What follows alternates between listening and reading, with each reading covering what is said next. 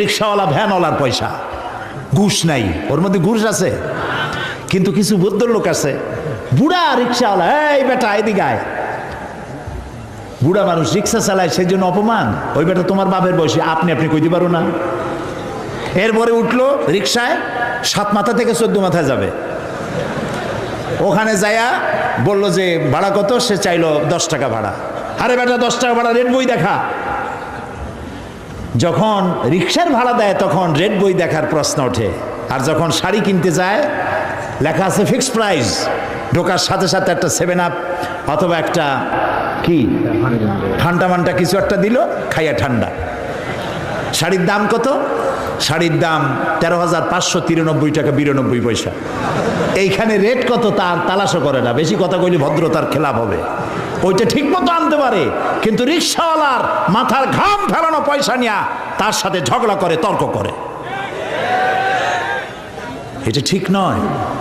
সহস্তে যে ইনকাম করে, রাসূলুল্লাহ বলছেন আল কাসিবু হাবিবুল্লাহ, নিজের হাতে যে কামাই করে সে আল্লাহর বন্ধু। মোমেন ব্যক্তির চোখের চাহনি ইবাদত। আমি যে দেখি, এই দেখাটাও ইবাদত। কি রকম?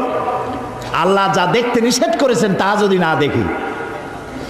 নবীজি বলেছেন কোন সন্তান যদি তার মা বাপের দিকে রহমতের নজরে, ভালোবাসার নজরে যদি তাকায়, আল্লাহ রাব্বুল আলামিন তার আমলনামায় একটি নফল হজের সওয়াব লিখে দেন। সাহাবীরা জিজ্ঞেস করলেন, ইয়া রাসূলুল্লাহ, যদি কোনো সন্তান তার মা বাপের দিকে দৈনিক 100 বার তাকায় তো কি হবে? আল্লাহর নবী বলেন, আল্লাহর নিয়ামতের ভান্ডারে কোনো অভাব নাই। কোন বান্দা যদি তার মা বাপের দিকে দৈনিক 100 বার তাকায়, আল্লাহ রাব্বুল আলামিন তার আমলনামায় 100টা কবুল নফল হজের সওয়াব দিয়ে দিবেন। তা আপনার আমার চোখের চাহনি ইবাদতের মধ্যে শামিল। আপনি ব্যবসা করবেন, এটা ইবাদত। ফজরের নামাজ পড়েন, দোকানে চলে যান, তারপরে দোকান বিসমিল্লাহ বলে দোকান খোলেন, বিসমিল্লাহ বলে দোকানে বসেন। এরপরে ওজনে কম দেবেন না, খাদ্যে ভেজাল দেবেন না, মিথ্যা কথা কবেন না। আপনি যে ব্যবসাটা করলেন, ওজনে কম দিলেন না, খাদ্যে ভেজাল দিলেন না, মিথ্যা কথা বললেন না, নামাজটা ঠিক মতো পড়লেন, আপনার হাসর হবে মা'আন নাবিয়্যিন ওয়াস সিদ্দিকিন ওয়াস শুহাদা ওয়াস সালিহিন। বুঝেন কথা? যারা নাকি সত্যবাদী ব্যবসায়ী, নবীজি বলেছেন তাদের হাসর হবে নবী, সিদ্দিক, শুহাদা, সালিহিনদের সাথে হাসর নসিব হয়ে যাবে। আল্লাহ আল্লাহ আল্লাহ আল্লাহ আল্লাহ, কি ব্যবসা আমরা করি! টেলিভিশনে দেখতে পেলাম আমরা কি খাই, কি খাচ্ছি। আহারে মুসলমান, রসগোল্লা বানায়। টেলিভিশনে দেখলাম রসগোল্লা বানাবার পদ্ধতি। রসগোল্লা বানাইতে ছানা লাগে, দুধ লাগে, দুধ হইলেই ছানা হয়, যত দুধ তত ছানা। এত ছানা, এত দুধ পাবে কই? এত পয়সা খরচ করার সময় নেই। দুধ জাল দিয়া গরম করে দুধের মধ্যে টয়লেট পেপার ছাড়িয়ে দিয়া দ্রুত টয়লেট পেপার গলে গেল, ছানা হয়ে গেল, ওর মধ্যে চিনি দিয়ে গোল গোল বানাই দিল, খাও জম্মের খাওয়া। যত কেক খান, অধিকাংশ কেকগুলি পচা ডিম দিয়া তৈরি। ফাস্টফুডের চিকেনগুলি যতগুলি কি বলে স্যান্ডউইচ, চিকেন স্যান্ডউইচ মরা মুরগি দিয়ে তৈরি। ইন্না লিল্লাহি ওয়া ইন্না ইলাইহি রাজিউন। এরাও মুসলমান, এরাও মুসলমান। হসপিটালের খানাগুলি পচা ডিম দিয়ে তৈরি করা হচ্ছে, চানাচুরগুলি ট্রেনের পোড়া মোবাইল দিয়ে ভাজা হচ্ছে, নুডলসগুলি পচা আটার ময়দা দিয়ে তৈরি করা হচ্ছে। দেখছেন না এগুলি আপনারা? না আমি বানাই বলতেছি, দেখছেন কি না? ভেজাল খাইতে খাইতে বাংলাদেশের মুসলমানদের পেটে এমন হয়েছে যে পিওর জিনিস খাইলে কলেরা হবে। পেট গেছে ভেজাল প্রুফ হইয়া, নাউজুবিল্লাহি মিন যালিক। এরপরে এই ভেজাল বিক্রি করিয়া রাসূলুল্লাহ বলেছেন, যে ব্যক্তি খাদ্যদ্রব্যে ভেজাল দেয় সে আমার উম্মত নয়। এখন আপনি হজ করেন, তাহাজ্জুদ পড়ে কপালের চামড়া উঠায় ফেলেন, রাসূলুল্লাহ বলেছেন তুমি আমার উম্মত নও। আল্লাহরে ফাঁকি দিবেন, বেহেশত আপনার মামু বাড়ি। এত সহজ নয়। খাদ্যদ্রব্যে ভেজাল যারা দেয় তারা মানবতার দুশমন, তারা মুসলমান নামের কলঙ্ক। সুতরাং আল্লাহ আবিদুন, ইবাদতকারী, আপনি খাদ্যদ্রব্যে ভেজাল দেবেন না, আপনি মিথ্যা কথা বলবেন না, বাংলাদেশে তৈরি কারো কাপড় জাপানের সিল মারবেন না। আমার দেশের কাপড় কেনার মতো মানসিকতা আমার থাকতে হবে।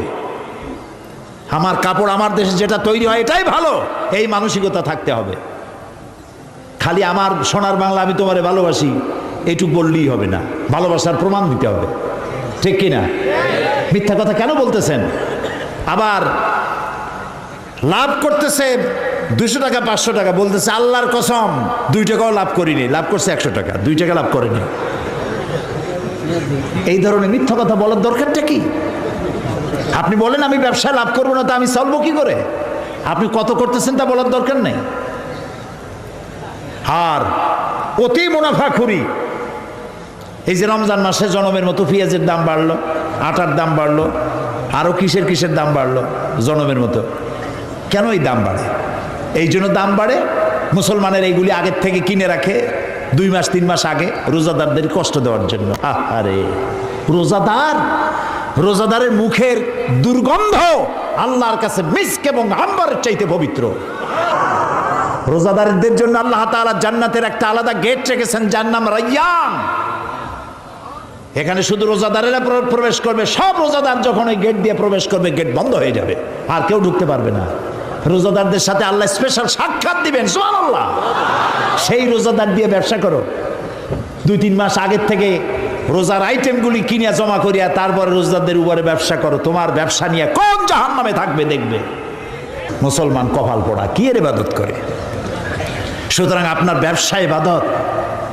আপনি জমিন চাষ করতে যাবেন, আপনি চাষি, আপনি উত্তম কাজ করছেন, আপনাকে কৃষক বলে কে ঘৃণা করবে? এই চাষের কাজ সর্বপ্রথম করেছেন আবুল বাশার হযরত আদম আলাইহিস সালাম, নিজ হাতে চাষ করেছেন। যারা হাদিয়া খায়, শুধুমাত্র হাদিয়া দিয়ে জীবন চালায়, কোনো কাজ কাম নাই, খালি হাদিয়ার উপরে নির্ভর আছে, এরকম একজন নবীর নাম শোনান আমারে, একজন নবীর নাম শোনান উম্মতের হাদিয়া দিয়ে জীবন চালাইছে। কোন? আমি আপনার কাছে শিখে যাই, একজন নবীও উম্মতের উপরে নির্ভরশীল ছিলেন না। হযরত ইদ্রিস আলাইহিস সালাম দর্জি ছিলেন। দর্জি বোঝেন কি? টেইলর, দর্জি ছিলেন। দাউদ আলাইহিস সালাম কর্মকার ছিলেন, লোহা গুলি দিয়ে অস্ত্র নির্মাণ করতেন, লোহা দিয়ে বিভিন্ন জিনিস তৈরি করতেন। এভাবে করে প্রত্যেক পয়গম্বরের কাজ ছিল। নবী করিম সাল্লাল্লাহু আলাইহি সাল্লাম ব্যবসা করেছেন। অনেক অফিসার আছেন, জোহরের নামাজের সময় ছুটি নিয়ে আসছেন, জোহরের নামাজ পড়লেন, ঠিক আছে পড়ুন জামাতে, সুন্নত পড়লো, নফল পড়লো, এরপরে বসে বসে তাসবিহ টিপতে থাকলেন, জায়েজ নাই। যেহেতু আপনি সরকারের একজন কর্মচারী, আপনি ফরজ এবং সুন্নত পড়ার এখতিয়ার আছে। নফল বাড়ি যেয়ে পড়েন, তাসবিহ বাড়ি যেয়ে পড়বেন। গভর্নমেন্টের নির্ধারিত সময় যে আপনি ইবাদতের মধ্যে, জিকির আজগারের মধ্যে নষ্ট করলে বেতন নেবেন, হালাল হবে না বেতন। এর নাম ইসলাম, বাস্তব ধর্মী ইসলাম। আপনার রুজি হালাল হতে হবে। হযরত মুসা আলাইহিস সালাম তার উম্মতেরা দরিয়ার পাশে বসে দ্বীনি কথাবার্তা বলতেছেন। এমন সময় ফেরাউন, তার শত্রু হচ্ছে মুসা আলাইহিস সালাম। শত্রু কেন? মুসা কি ফেরাউনের পাকা ধানে মই দিয়েছে নাকি? বলেন আপনারা। তার হালের গরু পিটায় মারছে নাকি? অপরাধ হলো তিনি আল্লাহর জমিনে আল্লাহর আইন প্রতিষ্ঠার কথা বলেছেন। এই শুধুমাত্র এই অপরাধে ফেরাউন তার দলবল নিয়ে 3 দিক থেকে আক্রমণ করেছে। মুসা আলাইহিস সালামের উম্মতেরা ভয় পেয়ে গেছেন। তারা বলছেন ইন্না লামুদরাকুন, আমরা পাকড়াও হয়ে গেছি।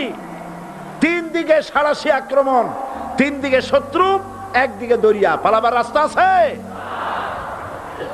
হযরত মুসা আলাইহিস সালাম ভয় পেয়ে গেলেন, সারেন্ডার করলেন না। হযরত মুসা আলাইহিস সালাম বললেন কাল্লা, কখনো নয়, ভয় পাওয়ার কোনো কারণ নাই। রব্বি সায়াহদিন, অবশ্যই আমার রব আমার জন্য রাস্তা করে দিবেন। ভয় পাইও না, আমার রব রাস্তা করে দিবেন। রাব্বুল আলামিন হযরত মূসা আলাইহিস সালামকে অর্ডার করলেন, হাতের লাঠি দিয়া দরিয়ার উপরে আঘাত করো। হযরত মূসা আলাইহিস সালাম দরিয়ার উপর আঘাত করলেন।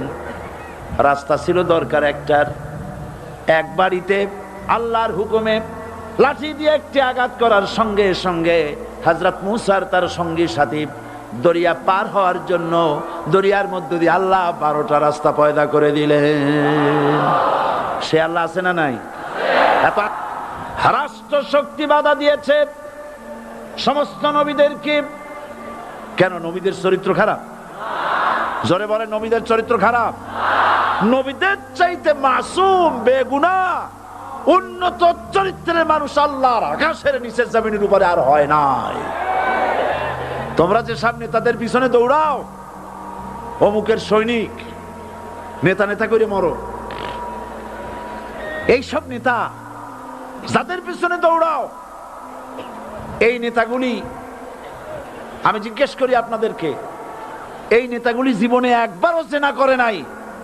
এ ব্যাপারে অনুসারীরা আপনারা কি নিশ্চিত? মিথ্যা কথা জীবনেও কয় নাই, প্রতারণা করে নাই, ঠাট্টা করে নাই, বিদ্রুপ করে নাই, মদ খায় নাই, মানুষ হত্যা করে নাই। কিসের নেতা? নেতা হচ্ছেন সেই ব্যক্তি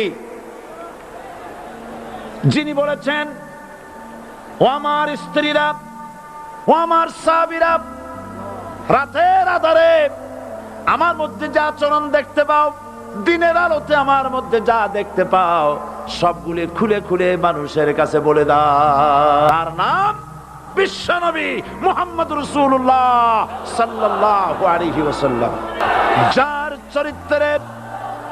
যার চরিত্রের সার্টিফিকেট আল্লাহ রাব্বুল আলামিন নিজে দিচ্ছেন, ওয়া ইন্নাকা লাআলা খুলুকিন আযীম। নবী হে, উন্নত চরিত্রের উপরে আপনি প্রতিষ্ঠিত। সুবহানাল্লাহ। কে সার্টিফিকেট দিচ্ছেন? আযীম, আযীম। আরবিতে চওড়াকে বলা হয় আরিদ, গভীরতাকে বলা হয় আমিক। কত প্রশস্ত, যা মাপার কোনো ফিতা নাই, কত গভীর, যা মাপার কোনো যন্ত্র নাই, এইটাকে আরবিতে বলা হয় আযীম। সুবহানাল্লাহ বলতে ইচ্ছে করে না? ও নবী, তোমার চরিত্র এমন যা মাপার মতো যন্ত্র পৃথিবীতে নাই। এই সার্টিফিকেট দিলেন কে?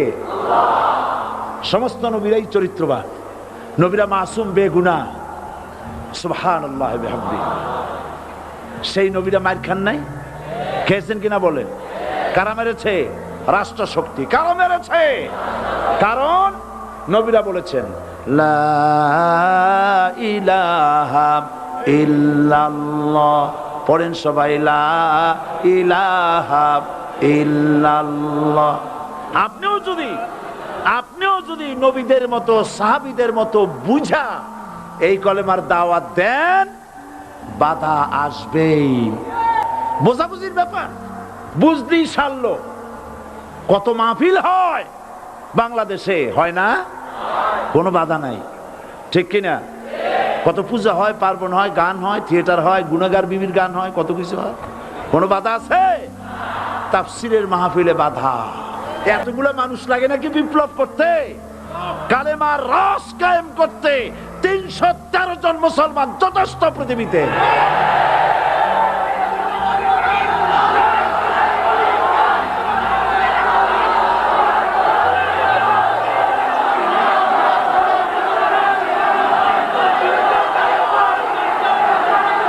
আল্লাহ পাক কোরআনে কারীমের মধ্যে আল্লাহ পাক বলেছেন, এমন একজন নবী পাঠাই নাই, ইয়া হাসরাতান আলাল ইবাদ।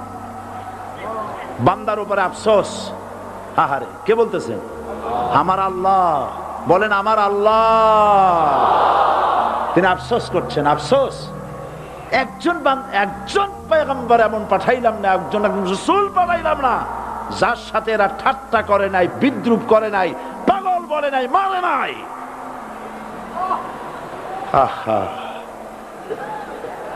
অপরাধ আল্লাহর সার্বভৌমত্ব প্রতিষ্ঠার অপরাধ। হযরত ইব্রাহিম আলাইহিস সালাম তিনি যখন এই কালেমার দাওয়াত দিয়েছেন নমরুদের বিরুদ্ধে, নমরুদ বলেছে মান আশাদ্দু মিন্না কুওয়া, আমার চাইতে শক্তিশালী আর কে আছে? আনা রব্বুকুমুল আলা, আমি তোমাদের বড় প্রভু। নাউজুবিল্লাহ। কই থেকে একটা তুমি বলছো লা ইলাহা ইল্লাল্লাহ, আমি তো ইলাহ। হযরত ইব্রাহিম আলাইহিস সালামকে কালেমার দাওয়াত পেশ করার অপরাধে অগ্নিকুণ্ডের ভিতরে ফালাবার ব্যবস্থা হয়ে গেছে। আল্লাহ পাক সব ঘটনা কোরআনে বলে দিয়েছেন কিনা বলেন? কেন বললেন এই সমস্ত কথা? এই জন্য বলেছেন ফেরাউন মরে যাবে, নমরুদ মরে যাবে, কিন্তু তাদের প্রেতাত্মারা যুগে যুগে তারা বেঁচে থাকবে। আগুনের ভিতরে ফালাবার ব্যবস্থা হয়েছে। আল্লাহ পাক বলে দিয়েছেন আমার রাস্তায় যদি চেষ্টা করো, জিহাদ করো, আমার সাহায্য তোমরা পাবে। ওয়া কানা হাক্কান আলাইনা নাসরুল মুমিনিন, মুমিনদেরকে সাহায্য করা আমি আল্লাহর জন্য ওয়াজিব। সুবহানাল্লাহ বলবেন না?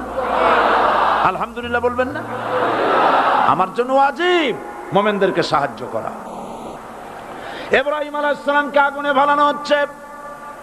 হযরত জিবরাইল বলেন ইব্রাহিম তোমাকে আগুনের ভিতরে ফেলানো হতেছে, আমার কাছে সাহায্য চাও, আমি তোমারে বাঁচায় দেব। হযরত ইব্রাহিম আলাইহিস সালাম তিনি বললেন জিবরাইল আমার পরীক্ষা চলতেছে, আমাকে ডিস্টার্ব করো না, আমি তোমার কাছে সাহায্য কেন চাইবো? আমি তো এমন কোন অন্ধ আল্লাহর ইবাদত করি না যিনি তার বান্দার দুঃখ দুর্দশা নিজের চোখে না দেখেন। পরীক্ষা পাস করছে না? পাস করছেন কিনা?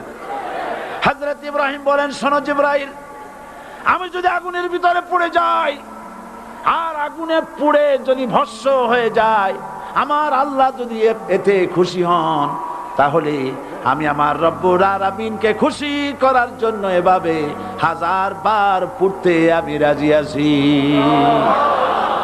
ইব্রাহিম আলাইহিস সালাম আগুনের ভিতরে পড়ে গেলেন। আল্লাহ রব্বুল আলামিন আগুনের প্রতি নোটিশ করে দিলেন ইয়া নারু কুনি বারদাও ওয়া সালামান আলা ইব্রাহিম, আগুন আমার ইব্রাহিমের জন্য শান্তিদায়ক ঠান্ডা হয়ে যা। ইব্রাহিম আলাইহিস সালাম জ্বলছেন, পুড়ে গেছেন।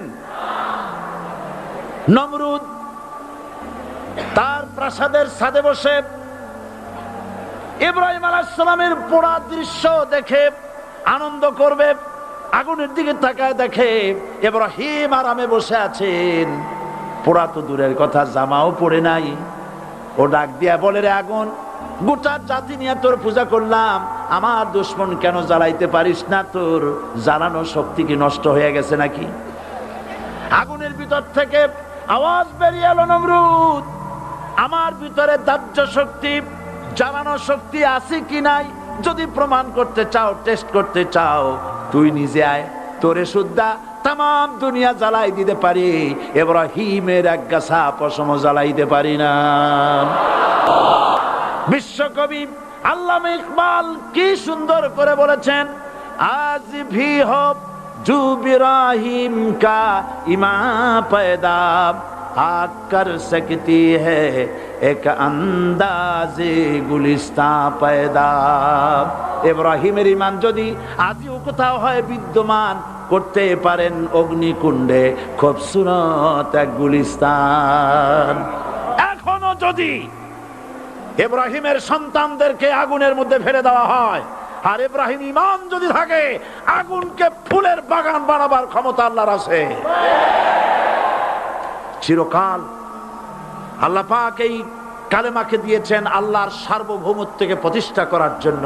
আয়াতুল কুরসি শুধু পড়ে বুকে ফু দেওয়ার জন্য নয়, পড়েন আমার সাথে, আল্লাহু লা ইলাহা ইল্লা হুয়াল হাইয়ুল কাইয়্যুম। দুনিয়ার সমস্ত পয়গম্বর অত্যাচারিত হলেন, শুধু তাই নয়, বিশ্ব নবী আখেরি জামানার পয়গম্বর নবী মুহাম্মদ রাসূলুল্লাহ সাল্লাল্লাহু আলাইহি ওয়াসাল্লাম জাতির কাছে আসলেন। তিনি এসে বললেন, ইয়া আইয়ুহান নাস কুলু লা ইলাহা ইল্লাল্লাহ। প্রথম দাওয়া শুনছেন কথা? রাসূলুল্লাহ বলছেন, ও জাতি, আমার রাসূল তো মক্কার রাসূল না শুধু, মদিনার রাসূল না শুধু, আরবি ভাষা ভাষীদের রাসূল না শুধু, আমার নবী কি নবী? চিল্লায় বলেন। তাই তিনি বলেছেন, ও বিশ্বের মানবতা, বিশ্বের মানব গোষ্ঠী, যদি মুক্তি পেতে চাও, নাজাত পেতে চাও, উচ্চারণ করো, বিশ্বাস করো, আমল করো, বলো লা ইলাহা ইল্লাল্লাহ। জোরে পড়েন, লা ইলাহা ইল্লাল্লাহ, লা ইলাহা ইল্লাল্লাহু মুহাম্মাদুর রাসূলুল্লাহ। আবু জাহেল বুঝছিল কলেমার অর্থ? কথা বলেন না কেন? আবু জাহেল বুঝছিল? উতবা, সাইবা, মুগিরার গোষ্ঠীরা বুঝছিল? বুঝেছে। তারপরে তারা চিন্তা করলো যে সর্বনাশ তো করছে, লা ইলাহা, কোন ইলাহ নাই, আইনদাতা নাই, বিধানদাতা নাই, তাহলে আমরা কি ঘরে বসে বসে কি করব? উনি নতুন একজন ইলাহ নিয়ে আসছে, আল্লাহ ছাড়া কোন ইলাহ নাই, তাহলে আমাদের কাজটা কি? প্রথমে তারা চেষ্টা করলো যে একটু দেখি নরম নরম ভাবে হয় নাকি। চলে গেল আবু তালেবের কাছে, আছে না হাদিসে, বললো, আবু তালেব, তুমি তো কুরাইশদের নেতা, তোমার ভাইয়ের ছেলে কয়টাই কি? কি আশ্চর্যজনক কথা! লা ইলাহা ইল্লাল্লাহ, আল্লাহ ছাড়া কোনো ইলাহ নাই, তা আমরা করব কি? তোমার ভাতিজাকে বুঝাও লা ইলাহা ইল্লাল্লাহর দাওয়াত বন্ধ করে দিক, এর বিনিময়ে টাকা লাগে টাকা দেব, সোনা লাগে সোনা দেব, যত সুন্দরী মেয়ে চায় তাও দেব, নেতৃত্ব চায় তাও দেব, তবু যেন কালেমার দাওয়াত না দেয়। আসিনে কা হাদিসে আছে কিনা? নবীজি যখন বাড়ি ফিরলেন, চাচা আবু তালেব নিজের কলিজার টুকরা সন্তান হযরত জাফর আলীর চাইতে তিনি ভালোবাসতেন কলিজার মতো করে মুহাম্মদ সাল্লাল্লাহু আলাইহি সাল্লামকে। বলছে, বাবা, এমন কথা কেন বলো যাতে লোকেরা খেপে যায়? এই কথাগুলি বলো না, ওরা আমার কাছে এই সব প্রস্তাব দিয়ে গিয়েছে। রাসূলুল্লাহ প্রস্তাব শুনে এগ্রি করলেন? জি। আমার নবী বলেন, ও আমার চাচা আবু তালেব, প্রস্তাবকারীদেরকে শুনিয়ে দিন। হুজুরের সাথে তখন অনেক লোকজন নাকি? অনেক অস্ত্রপাতি? কিচ্ছু নাই, আল্লাহর শক্তি ছাড়া কিছুই না। আমার নবী বলেন, ও আমার চাচা আবু তালেব, প্রস্তাবকারীদেরকে শুনিয়ে দেন, যেটা দেওয়া সম্ভব সেটা তো দূরের কথা, যেটা দেওয়া সম্ভব নয় তাও যদি তারা দিতে পারে আমারে, যেমন আকাশের সূর্যটা ধরে এনে ওরা যদি আমার ডান হাতে তুলে দেয়, আকাশের পূর্ণিমার চাঁদটা ধরে যদি বাম হাতে আমার তুলে দেয়, এর বিনিময়ে এক মুহূর্তের জন্য তাওহীদের দাওয়াত আমি বন্ধ করে দেব না। সুবহানাল্লাহ। রাসূল করিম সাল্লাল্লাহু আলাইহি ওয়াসাল্লাম তাদের এই প্রস্তাবকে যখন গ্রহণ করলো না, কাফেরেরা বুঝলো। আমি আগেই বলেছি 3 শ্রেণীর লোক বাধা দিয়েছে। কয় শ্রেণী? প্রথম শ্রেণী কি? রাষ্ট্র শক্তি, তাদের হাতে অস্ত্রপাতি তো খুব শক্তি, আর যারা একবার ক্ষমতায় যায় ওরা মনে করে এই ক্ষমতা থেকে আমাদেরকে কেউ নামাইতে পারবে না। বিংশ শতকের শ্রেষ্ঠ মুজাদ্দিদ আল্লামা সৈয়দ আবুদুল্লাহ মওদুদী রাহমাতুল্লাহ আলাইহি তিনি এক জায়গায় লিখেছেন, স্বৈরাচারীরা তার পতনের সমস্ত ছিদ্র বন্ধ করে, কিন্তু একটা ছিদ্র বন্ধ করতে পারে না, মনের ভুলে সে ছিদ্রটা থেকেই যায়, যেই ছিদ্র দিয়ে আসলে তার পতনটা হবে। ক্ষমতায় গিয়ে মনে করে চিরকাল ক্ষমতায় থাকবো। ভারতের প্রধানমন্ত্রী পণ্ডিত জওয়াহরলাল নেহেরু রাঁচি পাগলাগারদে গিয়েছেন, মেন্টাল হসপিটাল। পাগলেরা নেহেরুকে দেখে আশ্চর্য হয়ে গেছে, এত সুন্দর মানুষ, মাথায় কিস্তি টুপি, গায়ে শেরওয়ানি, মুসলমানি ড্রেসই আলাদা, যদিও তিনি হিন্দু ছিলেন, পরেছেন মুসলমানি ড্রেস। শেরওয়ানি কাদের পোশাক? কাদের পোশাক?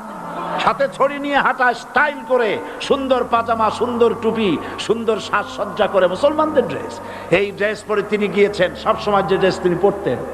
পাগলেরা জিজ্ঞেস করছে, তুমি কে গো? উনি বলছেন, আমারে চেনো নাই? আমি ভারতের প্রধানমন্ত্রী পণ্ডিত জওহরলাল নেহেরু। পাগলেরা বলছে, ও সেই কথা। আমরাও যখন এই হসপিটালে আসছিলাম, এই তোমার মতো লম্বা লম্বা কথা আমরাও বলছি। থাকো আমাদের সাথে কিছুদিন, তোমার মাথাও ঠান্ডা হয়ে যাবে। ক্ষমতায় যারা থাকে, ক্ষমতার মোহে চতুর্দিকে অন্ধকার দেখে, মনে করে আমার পতন আর হবে না। কিন্তু তোমাকে বুঝিবে যে গোকুলে বাড়ি শেষে। গাড়ির চাকা সব সময় উপরে থাকে না। গাড়ির চাকা সব সময় উপরে থাকলে গাড়ি তো চলবেই না। গাড়ির চাকা ঘোরে বলেই তো গাড়ি চলে। সুতরাং এই উপরে, তোমার চাকা উপরে এখন আছে বলে, তোমার দলের চাকা উপরে আছে বলে যারা মানুষের উপরে জুলুম করছো, আলেমদেরকে ধরতেছো, মুসল্লিদেরকে ধরে ধরে জেলে ঢুকাচ্ছ, সময় আসবে এমন ইন্দুরের গর্ত পালাবার জন্য। হযরতে খাব্বাব বলেছেন, ওমর জানো না, ইসলাম কবুল করার অপরাধে, কালেমা পড়ার অপরাধে কাফির বেঈমানেরা আমাকে মারধর করেছে। যখন আমি তাদের মারে কালেমা ছাড়ি নাই, তখন আগুন জ্বালায়া আগুনের আংটার উপরে, আংটা আগুনের উপরে আমাকে চিৎ করে শোয়ায়া, আমি যেন নড়াচড়া করতে না পারি সেজন্য আমার বুকের উপরে পাথর চাপা দিয়া রেখেছে। আগুনে গোশত পুড়ে পুড়ে আগুন ভিতরে ঢুকেছে, গায়ের রক্ত আর চর্বি গলে গলে পড়ে আগুনগুলো নিবেছে। ওই পিঠে যে গর্ত হয়েছে, আজও পর্যন্ত সেই গর্ত মিটে যায় নাই। হযরতে খাব্বাব রাদিয়াল্লাহু তাআলা আনহু বলছেন, বুখারী শরীফে হাদিসে ভাবে এসেছে, ওয়ান খাব্বাব বিন আরিদ রাদিয়াল্লাহু তাআলা আনহু আন্নাহু ক্বাল শাকাউনা ইলা রাসূলিল্লাহি সাল্লাল্লাহু আলাইহি ওয়াসাল্লাম ওয়া হুয়া মুতাওয়াসসাদুন বুরদাতুন লাহু ফি জিল্লিল কাবা। আমি গেলাম রাসূলুল্লাহর কাছে, যে দেখি হুজুর বাইতুল্লাহ শরীফের ছায়ায় আরাম ফরমাচ্ছেন। আমি কাছে গিয়ে বললাম, আলা তাস্তানসিরু লানা, আলা তাদউ লানা ইয়া রাসূলুল্লাহ। হে রাসূল, আপনি কি আমাদের জন্য দোয়া করবেন না? আপনি কি আমাদের জন্য আল্লাহর কাছে সাহায্য প্রার্থনা করবেন না? মার খেয়ে খেয়ে তো শেষ হয়ে গেলাম। শুনতেছেন আপনারা? আল্লাহর নবী উঠে বসলেন, বললেন, খাব্বাব শোনো, তোমাদের আগে যারা এই পৃথিবীতে এসেছিলেন দ্বীনের দাওয়াত দেওয়ার জন্য,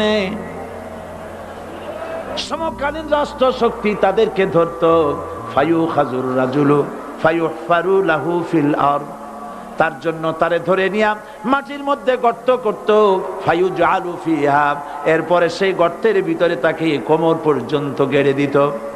সুম্মা ইউতা বিল মানশার, এরপরে করাত আনা হতো, ফায়ুদাউ আলা রাসিহি, এরপরে করাতটা মাথার উপরে রাখা হতো, ফায়ুজআলু নিসফাইন, এরপরে করাত দিয়া চিরে চিরে জীবিত মানুষটাকে দ্বিখণ্ডিত করে ফেলে দিত।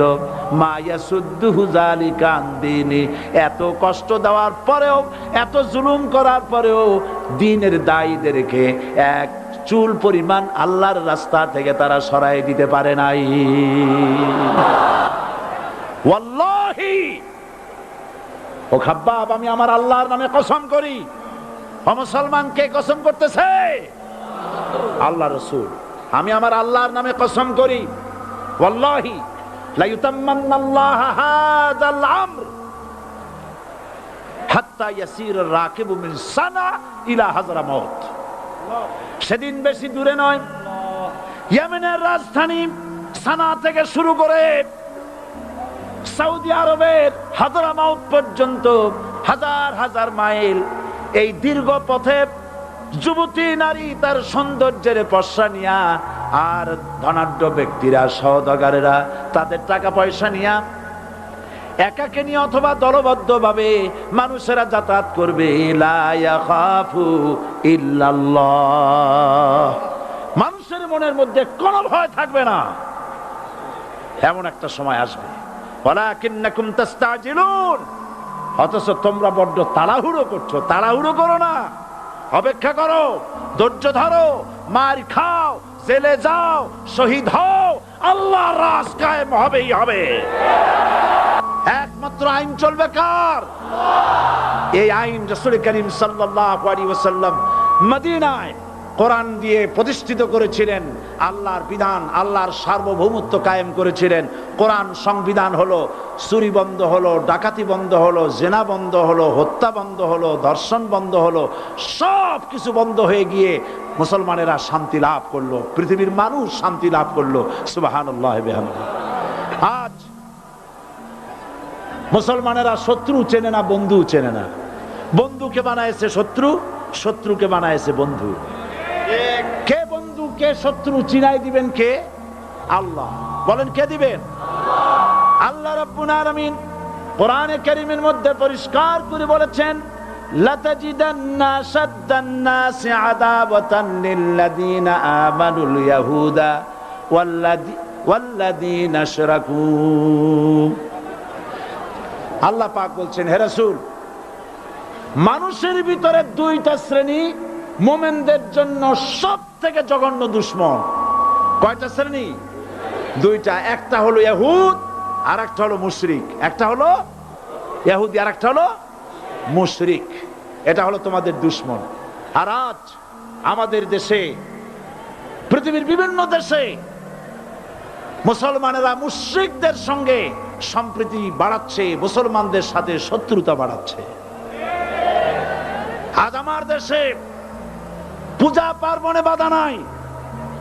পূজা পার্বণে বাধা আছে? পূজা পার্বণে বাধা নাই। বাধা কোথায়? কোরআন শরীফের তাফসীর মাহফিলে। কোরআনের তাফসীরের মাহফিলে বাধা দেওয়া হচ্ছে। গান বাজনায় 144 ধারা নাই, কিন্তু কোরআন শরীফের মাহফিলে 144 ধারা দেওয়া হচ্ছে। যারা দিচ্ছে তারা আবার ওমরাও করে, হজও করে। ওরা আমাদের বলে আমরা নাকি ধর্মের নামে রাজনীতি করি। বলে না? আমরা নাকি ধর্মের নামে রাজনীতি করি। আমি বলি, ধর্মের নামে আমরা রাজনীতি করি না, আমরা ধর্মীয় রাজনীতি করি। কথাটা বুঝে আসছে কিনা? আমরা ধর্মীয় রাজনীতি করি, আমরা এই কোরআনের রাজনীতি করি। এই কোরআন নিয়ে বাঁচতে চাই, এই কোরআন নিয়ে মরতে চাই। এই কোরআন থেকে আমাদেরকে বিচ্ছিন্ন করতে চায় কাফের, বেঈমান, মুশরিকেরা। ও আমার জাতি, কোরআন থেকে যারা বিচ্ছিন্ন করতে চায়, তোমরা কি তাদের বিরুদ্ধে জিহাদের জন্য প্রস্তুত থাকবে?